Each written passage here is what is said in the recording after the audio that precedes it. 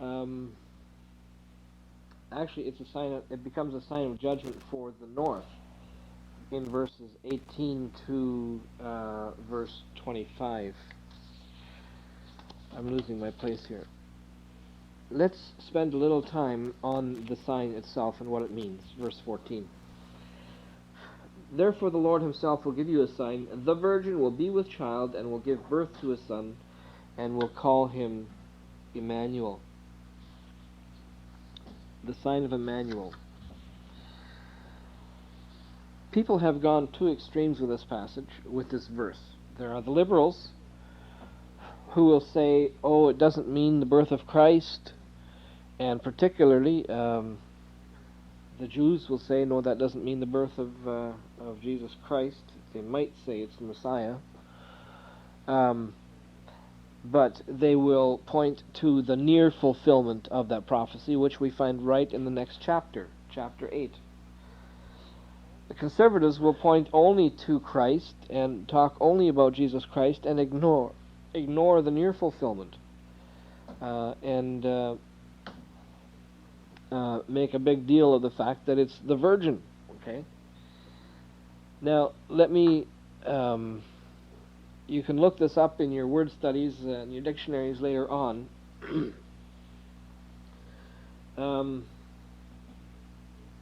The word here for the virgin is halma, and there's more than one word for virgin in the Old Testament. There's one word that is far more specific and specifically means virgin, and this word means the young maiden or a young lady, referring to a single lady, and so the inference is that she is a virgin. Okay, she has never known a man, and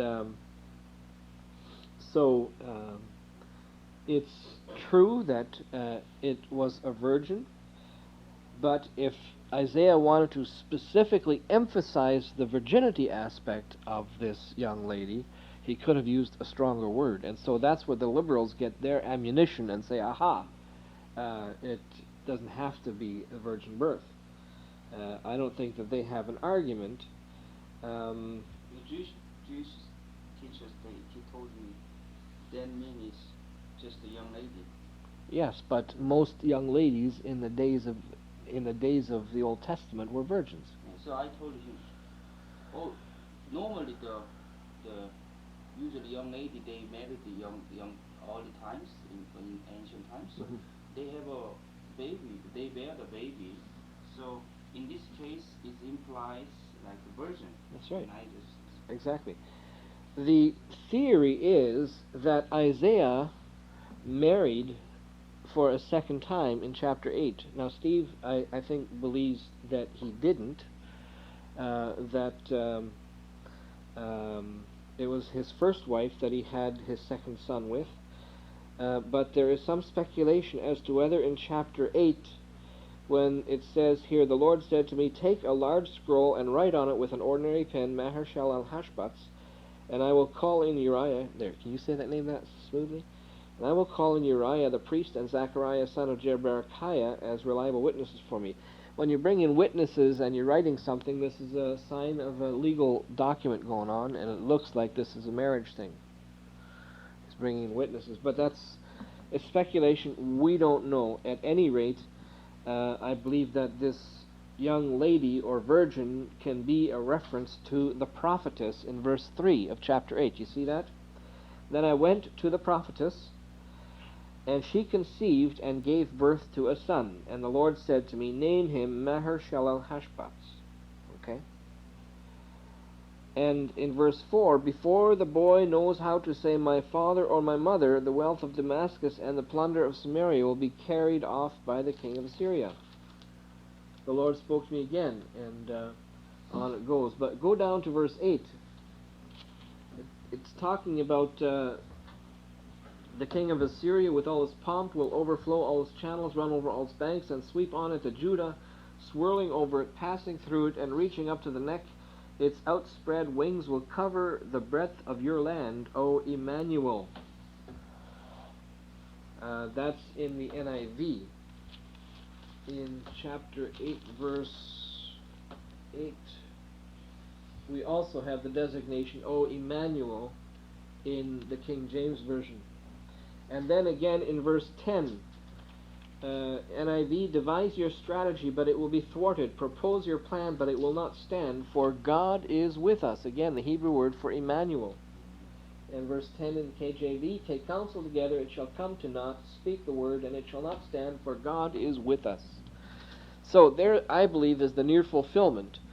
The son that was conceived in the near fulfillment was Maher-Shalal-Hashbaz, and the one that is conceived in the far-off fulfillment, of course, is Jesus Christ, in whom lies the redemption, not only of Israel and of Judah, but and in whom who signals the end of oppression for the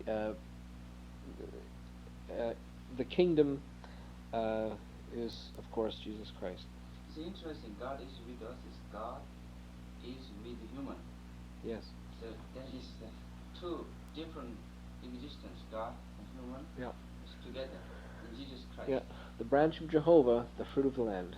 We learned that the other day. Both in one. That's right. Okay. I think just this passage showed chapter 7:12, simply just saying we cannot put the God in the box. Mm-hmm. God can. We cannot put the God in the small box. In our concept box. Okay. Moving on to the destructive invasion of Assyria. We are now past the sign of Emmanuel, chapter 7, verses 1 to 17, and now we're on to B, capital B, the destructive invasion of Assyria, chapter 7, verse 18 to chapter 8, verse 10. Here we get into a lot of description of these various judgments, and I don't want to spend a lot of time belaboring them, because we're going to be doing this over and over and over again, these passages that talk about very descriptively how these invasions are going to occur and the suffering that will result. First of all, the invasion is symbolized by an infestation of insects. Verses 18 and 19, bees and flies will cover the land, and they will be in every crevice and ravines, and just really means there will be no, once Assyria comes, there will be no escape no matter where you go. That's how numerous the enemy will be. You can go into the desert, they will be there. You can go into the ravines and hide in the crevices, and they will come out of the crevices and catch you there. Verse 20, we have personal insult added to injury in the shaving of the beard. They're going to shave off your beard, and they're going to shave the hair off your legs. How about that? That's what it says. The King James says to shave the hair off your feet, but it really is the legs. Oh, so the Korean meaning barter is the hair of the feet. Mm-hmm. Verse 22, we have an indication of a return to nomadic lifestyle of poverty. For a moment there I thought, as I was reading this, well, this doesn't sound too bad. All who remain in the land will eat curds and honey. It tells us that each one will own a cow and a couple of goats. And I thought, well, that's pretty good, but really the indication here is back to a nomadic lifestyle. Nothing else but, the produce from your cow and a couple of goats, and that's it. In other words, they're going to be wanderers. A nomadic lifestyle of poverty. Verses 23 to 25 indicates that as a result of the invasion of Assyria, agriculture will die. Everywhere where there were 1,000 vines worth 1,000 silver shekels, there will only be briars and thorns. By the way, that couplet, briars and thorns, will show up again and again. Briars and thorns. This is for judgment for Israel or Judah? This is judgment for, I believe, Israel at this point. Israel. Yeah.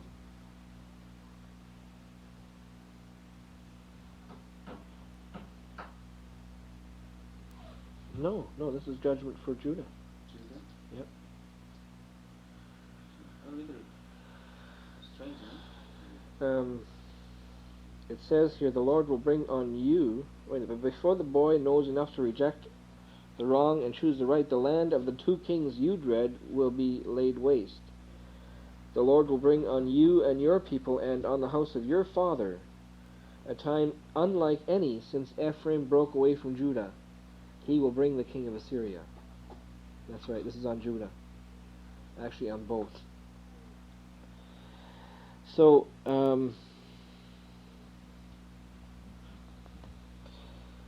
where are we again? Yes, agriculture will die. And by the way, wherever there is judgment, it seems like agriculture always dies in the Old Testament. Does anyone know why? You always have to go back to Deuteronomy and the covenant. When the terms of the covenant are broken, agriculture suffers. The fruit of the land suffers. And you can read about it in Deuteronomy chapter 28, starting at verse 15. Deuteronomy 28:15. It tells you all about the terms of the covenant and what will happen if they do not obey. Then we have in chapter 8 verse 1, this is ongoing, the destructive invasion of Assyria. Chapter 8 verse 1, we have the contract. Take a large scroll, write on it with an ordinary pen, Maher-Shalal al-Hashbaz, and I will call in Uriah the priest and Zechariah son of Jeberechiah as reliable witnesses for me. Not sure what those witnesses are there for, unless there's some legal concern going on. Birth was important too. Yeah, it was, and the naming of the child is important too, but this isn't a birth, this is a prediction. And so I wonder if this isn't indeed a marriage, and then he goes into the prophetess, and she conceives. And if she was a virgin, of course, at the time of the prediction, then it would have applied to her. And she conceived and gave birth to a son. Prophetess. In Old Testament times, in the Hebrew culture, just as in ours, a marriage is not legal. In Hebrew times, a marriage is not legal until it is consummated by the physical union. And even in our day, a marriage can be annulled if there has been no physical union. So we are sort of similar in that sense. There is the fulfillment of the sign in that the boy is born in verse 3. Fulfillment of the prediction in verse 3, Maher-Shalal al-Hashbaz. And his name, of course, means hurry to the spoil, or quick to the plunder. And that's a sign of judgment. And here's what I mean about the sign that's given in chapter 7, verse 14, is both a sign of redemption and a sign of judgment. Isaiah's second child. Isaiah's second child, that's right. So both of his sons are given as signs, and Isaiah makes note of this a bit later on in the chapter. Chapter 8 is second son. Mm-hmm. First son is... His first son is Shear-Jashub, chapter 7, verse 3. I don't think that there's a record of his birth, but that's what his name is. All right.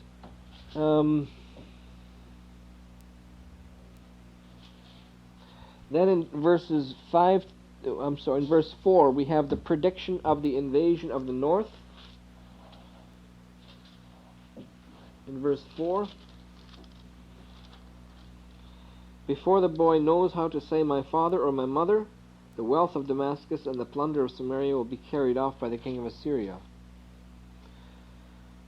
Then in verses 5 to 10, we have the prediction of the invasion of the south of Judah. Let's read this because it's beautiful and poetic. Because this people has rejected the gently flowing waters of Shiloah. Where have we heard about Shiloh before?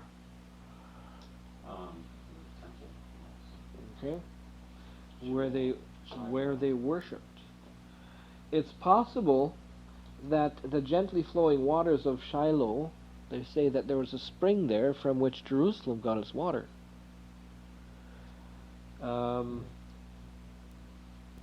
Interesting. Because this people has rejected the gently flowing waters of Shiloh and rejoices over Rezin and the son of Remaliah, therefore the Lord is about to bring against them the mighty flood waters of the river being the king of Assyria with all of his pomp. Okay? It will overflow all its channels, run over all its banks, and sweep on into Judah, swirling over it, passing through it and reaching up to the neck. Its outspread wings will cover the breadth of your land, O Emmanuel. So there's the prediction of This judgment for Assyria coming to Judah. I think this is judgment for the Samaria and Damascus, so Israel and Aram. Look at verse 8. What does it say there? Judah. But here is chapter, the verse 4, before the boy know how to say my father or my mother. Yeah, it's both. Both north and south. Yeah, both Israel and Judah. Now, notice the bad choice that people are making. Instead of the gentle waters of Shiloh, they opted for the troubled waters that are coming their way. Again, there's lots to work on here in terms of the message. But the big message is simply this. It is futile to resist God. It is futile to resist God. Verse 9 and 10 of chapter 8. And again, I prefer the NIV reading because King James says, "Associate yourselves, O ye people, and you shall be broken in pieces." NIV says, "Raise the war cry, you nations, and be shattered." In other words, join for battle. Associate yourselves. I think it just means join for battle, prepare for battle. You do this, and you are going to be shattered. Listen, or give ear, all of you far countries. Gird yourselves, and you shall be broken in pieces. Gird yourselves, and you shall be broken in pieces. Take counsel together, and it shall come to naught. Speak the word, and it shall not stand. For God is with us. I think it's a little strange in verse 10 for it to end with that declaration, for God is with us, Emmanuel. God is with who? Who is he talking to? Who is the warning going out to? Who is the message going to that resistance is futile, and that battle is futile, and that strategy and counsel is futile? I think that it's a general call to all the nations. Raise the war cry, you nations. Associate yourself, O ye people. I think that Isaiah is drawing a general principle out of everything that he's seen, and he may as well be addressing the nations of the world and saying, look, no matter what you do, you're going to be broken. No matter what happens, you're going to lose because it's futile to resist God.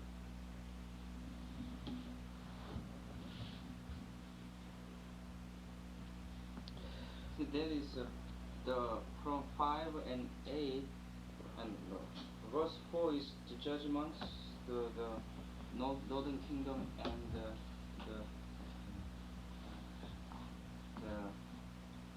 Syria, and also from 5 and 8 is a kind of Assyria is they invaded and make difficult to the Judah, but eventually Judah will saved by God because the Assyria's attack is failed eventually. If they make eventually, but they're going to wipe out most of Judah in the attempt, as we will see. 5 more minutes, guys. Capital C. Capital B was the destructive invasion of Assyria, chapter 7, verse 18 to 8, verse 10. Now we're on capital C. This is a warning to fear God, chapter 8, verses 11 to 22.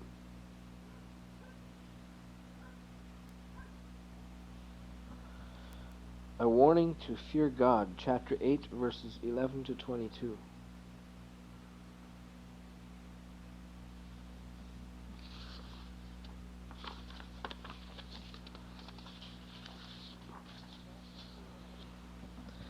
Don't fear what others fear. Verse 11 and 12. The Lord spoke to me with a strong hand upon me, warning me not to follow the way of this people. Say ye not a confederacy to all them to whom this people shall say a confederacy. Neither fear ye their fear, nor be afraid. NIV, do not call conspiracy everything that these people call conspiracy. Do not fear what they fear, and do not dread it. He's bucking up Isaiah here. With all and everything that Isaiah is seeing, in spite of the fact that God is revealing things to him directly and is so close to him apparently, Isaiah is still human, and so Isaiah needs encouragement, and so God is telling him, don't fear what others fear, but rather, verse 13, fear God.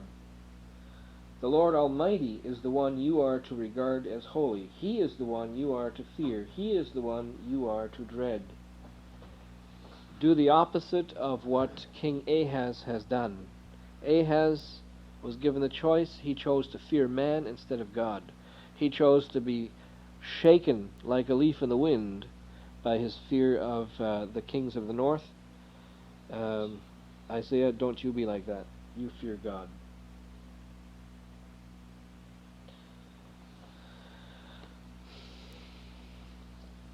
In verses 14 and 15, we have the consequences of a right and a wrong relationship.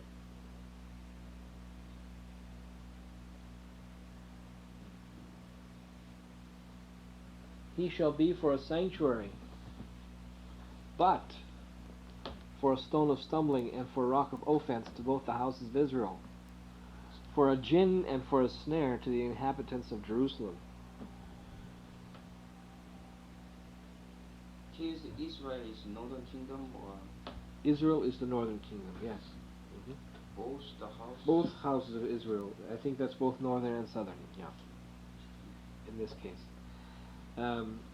For the people of Israel, he will be, the word jinn means a trap, a jinn and a snare, to the inhabitants of Jerusalem. Where have we seen that verse before, huh? Oh, you New Testament people. Luke. Luke? A stone of stumbling? Yeah. Chapter 2, 34 here. Uh-huh. What does it say? I don't know. Luke, chapter 2, 34. Chapter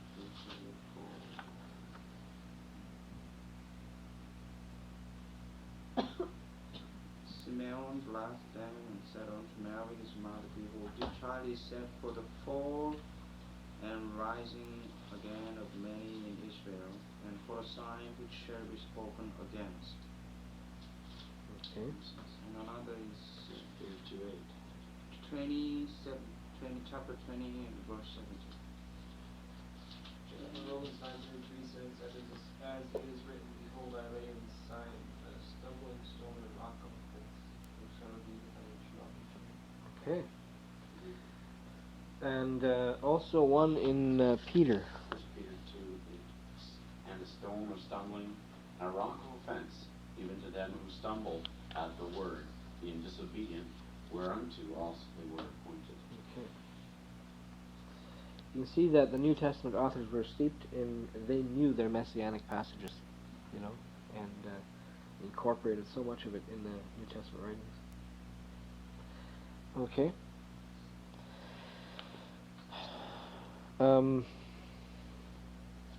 So we have the consequences of a right and a wrong relationship with God. You either fear God and stand and have Him as a sanctuary, or you disbelieve and disobey, and God becomes a trap and a snare, and it will break you. We have an interesting verse here in verse 16 regarding the testimony and the coming invasion the testimony about the coming invasion to be sealed up. It says in verse 16, "Bind up the testimony and seal up the law among my disciples." I think that we have parallelism here.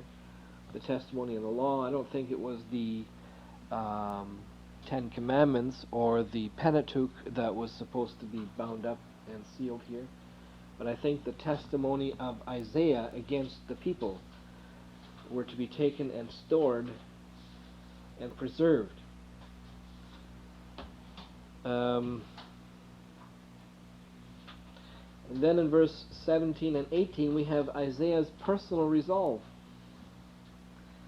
"I will wait for the Lord, who is hiding his face from the house of Jacob. I will put my trust in him. Here am I, and the children the Lord has given me. We are signs and symbols in Israel from the Lord Almighty, who dwells on Mount Zion." Verse 18 here, "Behold, I and the children whom the Lord hath given me are for signs and for wonders in Israel from the Lord of hosts, which dwelleth in Mount Zion." These signs, wonders. Yep. Those signs, the signs are the children. The children are the signs. They are the wonders to confirm the word that the Lord had given concerning the future of Israel and Judah.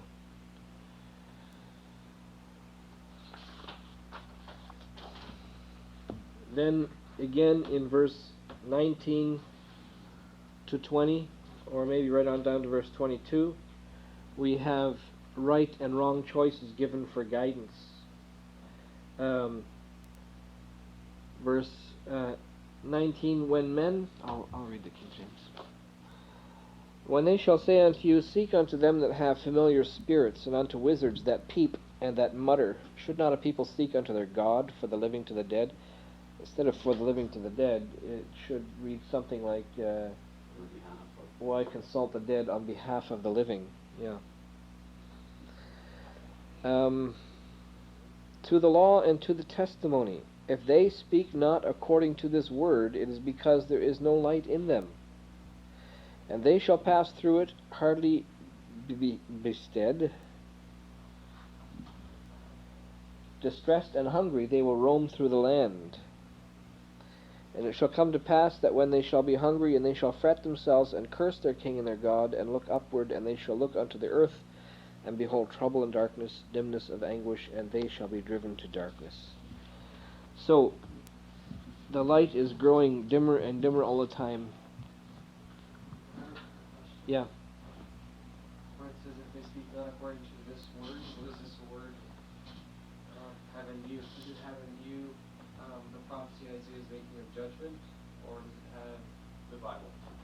I think specifically, people, instead of going to God for guidance in this particular time of turmoil and trouble, they are going to mediums and wizards and fortune tellers to predict the future. And Isaiah is saying, if they don't speak according to this testimony, this word that was given to him concerning the future,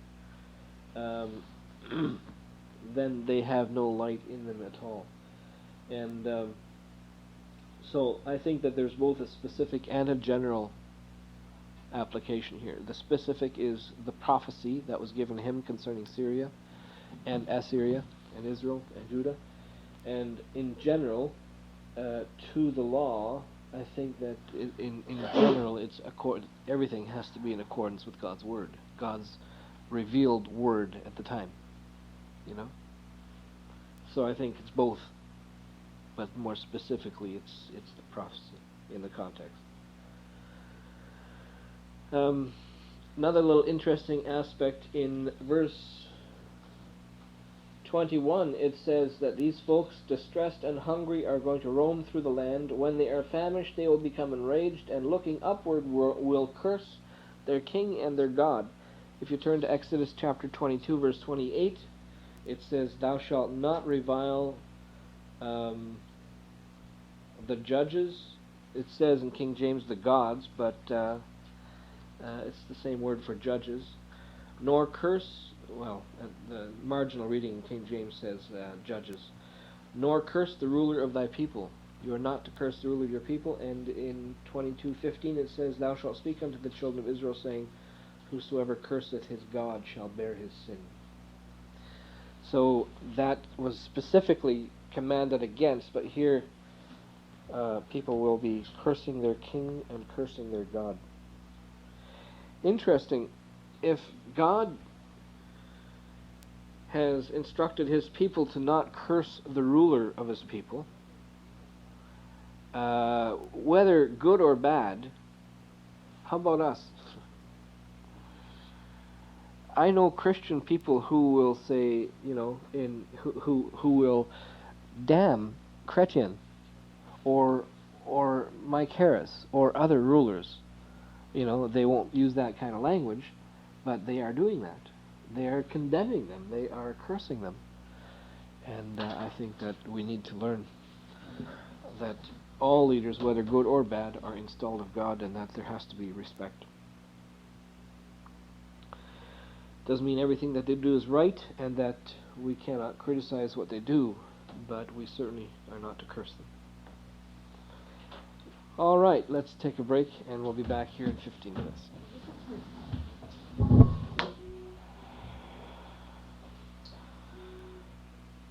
We had just finished the section, chapter 8, right up to the end of verse 22. We notice that scene as we leave it is a scene of increasing darkness covering the land. And we have concluded that the judgment here is both against the north as well as Judah and Jerusalem. But now, as is typical for Isaiah, just when things get the darkest and the blackest, he begins with, he contrasts it with the announcement of good news and of light dawning. So, in chapter 9, we have another heading. This is capital D, the birth and rule of the Messiah. Chapter 9, verse 1 to 7. The birth and rule of the Messiah. After we get through chapter 9, verse 1 to 7, we're going to let you do the outline. I put you guys to work because I don't want you going to sleep. I know, you're saying it's too late for that. You've already had your snooze.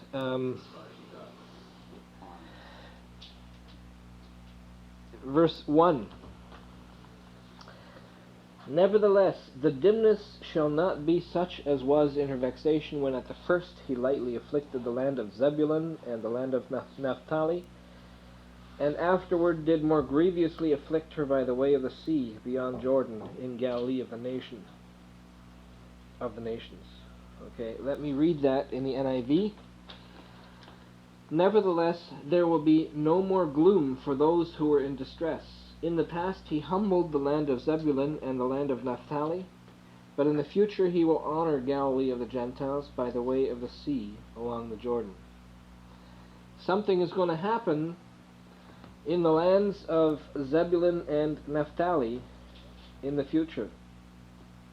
And just as the land of Zebulun and Naphtali were the first provinces, so to speak, that took the hits from Assyria, so too those will be the countries that will first begin to see the light dawning. That's the picture here. Okay. Now, what are the lands of Zebulun and Naphtali? Turn to Matthew chapter 4, verse 13 for their location. Matthew 4:13.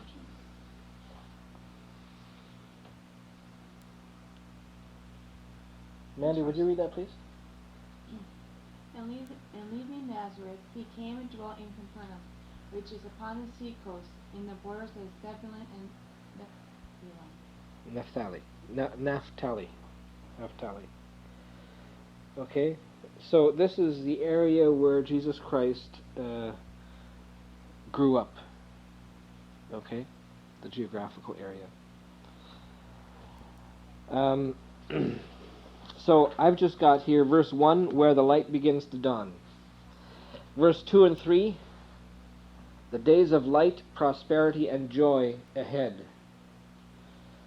Days of light, prosperity, and joy ahead. In opposition to the previous chapter where there was darkness, poverty, and grief.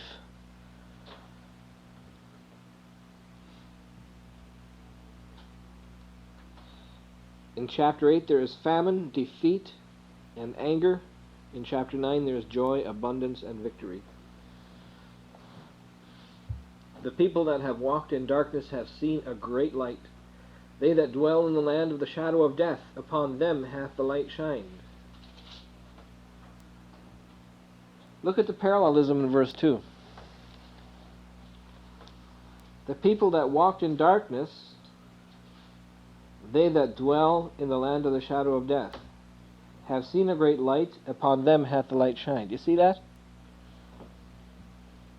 There's this wonderful poetry there in the Hebrew.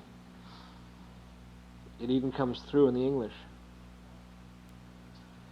So walking in darkness is the equivalent of dwelling in the shadow of death.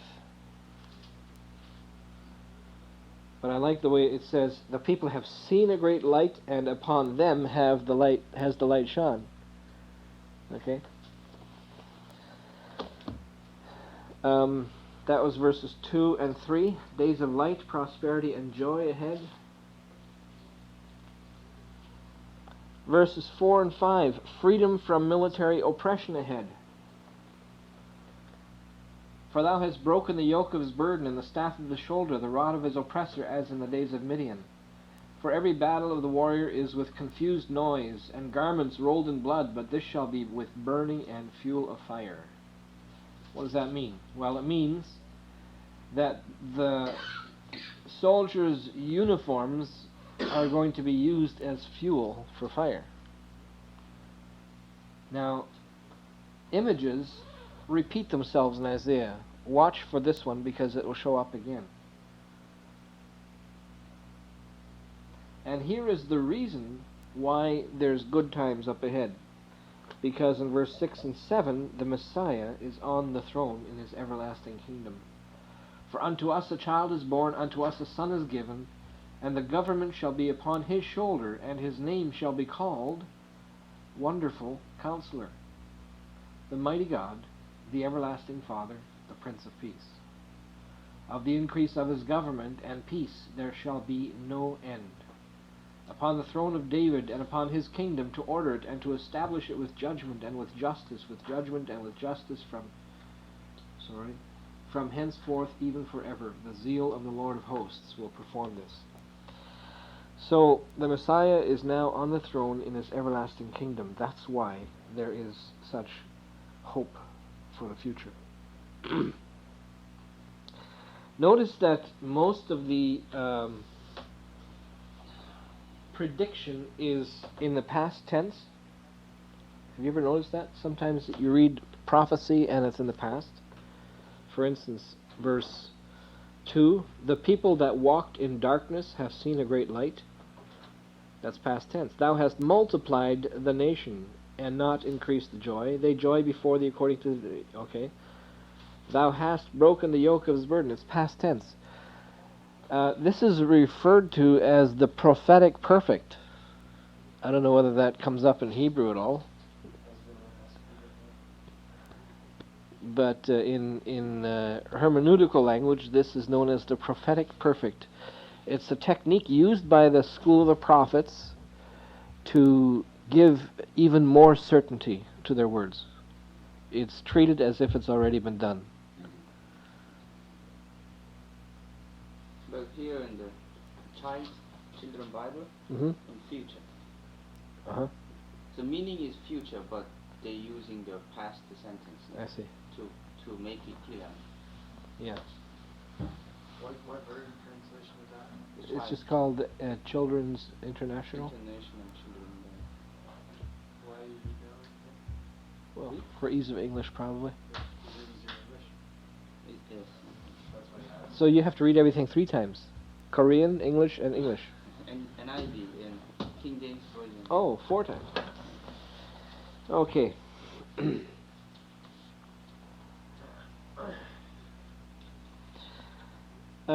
Now we come to chapter 9, verse 8 to chapter 10, verse 4. And we're going to put you to work on this passage. The title for this passage, I'll just give you the title, and then I'm going to ask you to discuss, or I will lead you in a discussion through this. The title will be capital E, God's anger against Israel. Okay, this is the way the rhythm of Isaiah is. Okay, he begins to pronounce judgment, and it gets darker and darker and darker until it can't get no darker, and then he comes out with good news for the future, and then back to judgment again. Okay, judgment, good news, judgment, good news.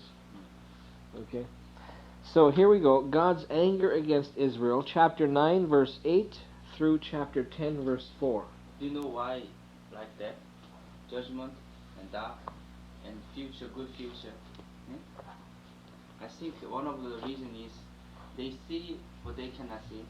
They hear what they cannot understand. One of the reasons. Yep. Okay, beginning with verse 8. We're going to go from verse 8 to chapter 10, verse 4. And it's quite a long section to break apart.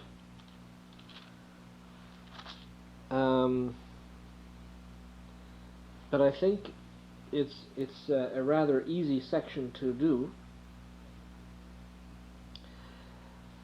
What we'll do first is read, and I'm going to read maybe 4 verses, and then Bob, you read 4, and we'll continue around the circle like that. As we read, I want you to look for any phrases that will help you understand the breakup of the passage, common things. Okay. The Lord has sent a message against Jacob.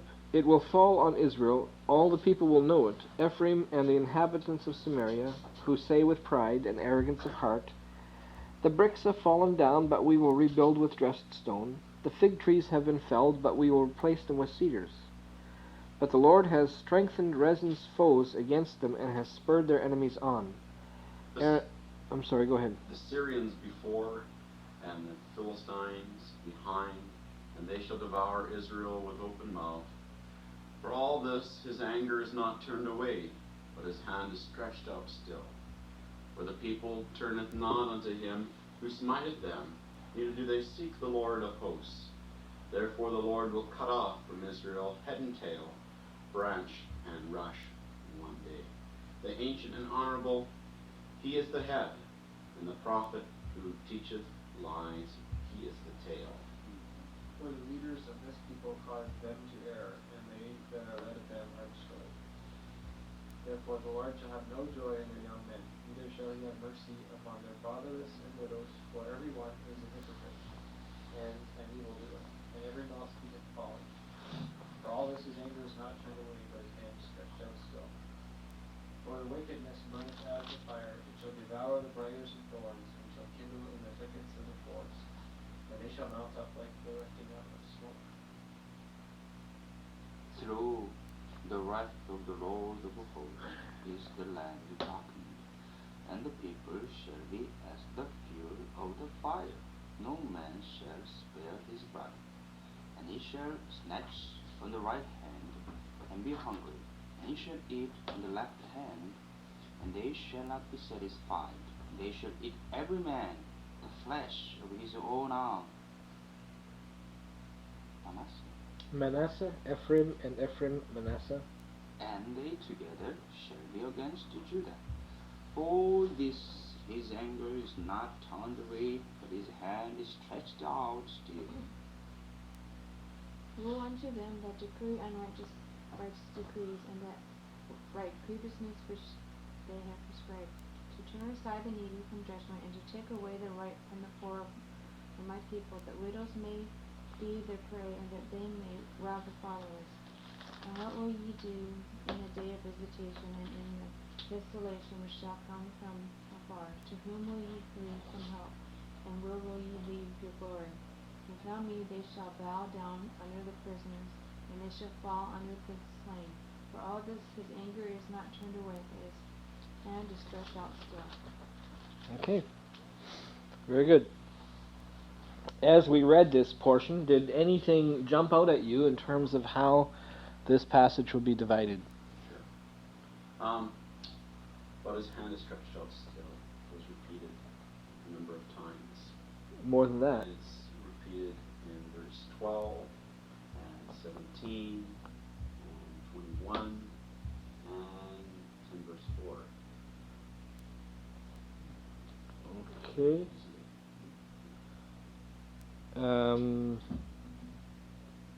Good observation. In fact, the whole sentence is repeated. For all this. It starts with, for all this, his anger is not turned away, but his hand is stretched out still. Okay? That's repeated 4 times. So